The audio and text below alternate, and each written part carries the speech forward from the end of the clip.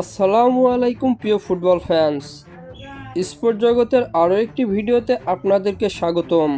Inter Milan তাদের Copa Italia এর ম্যাচে গত 4ই মার্চ শক্তিশালী ক্লাব কোমোয়ের বিপক্ষে মাঠে নেমেছিল লাউতারো মার্টিনেজের ক্লাব ইন্টার মিলান। সেই ম্যাচটিতে অবশেষে গোলশূন্য ড্র করে মাঠ ছেড়েছিল দুই দল।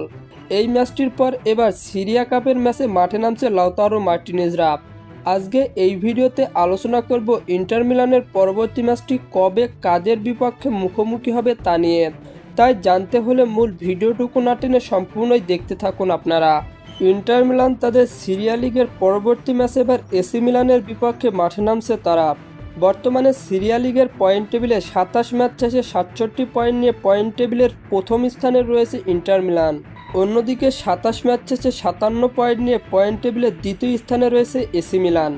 ইন্টার মিলান বনাম এসি মিলানের সর্বশেষ দেখা হয়েছিল 2025 সালের নভেম্বর মাসে, যেখানে 1-0 গোলের ব্যবধানে হার নিয়ে মাঠ ছেড়েছিল ইন্টার মিলান। ইন্টার মিলান ও এসি মিলানের শেষ 5টি ম্যাচের পরিসংখ্যান করলে দেখা যায় 2টিতে জয়, 1টিতে ড্র এবং বাকি 2টি ম্যাচ হেরেছে ইন্টার মিলান। অন্যদিকে 3টিতে জয়, 1টিতে ড্র এবং বাকি 1টি ম্যাচ হেরেছে এসি মিলান। তাই সাম্প্রতিক ফর্ম বিবেচনায় ইন্টার মিলানের থেকে একটু এগিয়ে রয়েছে এসি মিলান। ইন্টার মিলান বনাম এসি মিলানের মধ্যকার সিরিয়া লিগের ম্যাচটি অনুষ্ঠিত হবে বাংলাদেশ সময় অনুযায়ী আগামী 9ই মার্চ সোমবার রাত 1:45 মিনিটে। আর হ্যাঁ, ফুটবলের আপকামিং ম্যাচ শিডিউলের সকল নিউজ এবং আপডেট পেতে আমার চ্যানেলটি সাবস্ক্রাইব করে পাশেই থাকবেন। ধন্যবাদ সবাইকে।